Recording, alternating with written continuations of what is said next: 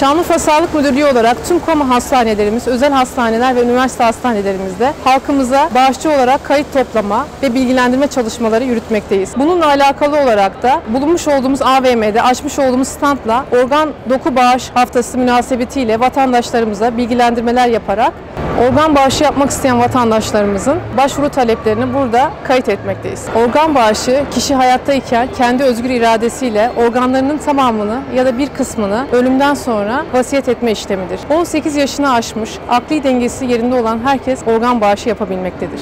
Yalnızca yoğun bakım ünitesinde tedavi gören hastalarda, solunum cihazına bağlı olarak tedavi görmüş olan hastalarımızda beyin ölümü gerçekleştikten sonra organ nakli yapılabilmektedir. Bununla ilgili olarak da yapılabilecek organ nakilleri arasında kalp, böbrek, akciğer gibi organlarımız, deri, kornea gibi doku ve organlarımız da yer almaktadır. Organ bağışı yapmak isteyen vatandaşlarımız Şanlıurfa Sağlık Müdürlüğümüze, ilçe sağlık müdürlüklerimize, tüm hastane ve aile sağlığı merkezlerimize başvuru yapıp daha detaylı bilgi alabilmektedirler. Halkımızın organ bağışı konusunda duyarlı olmalarını istemekteyiz. Unutmamalıyız ki her organ bağışı yeni bir hayattır.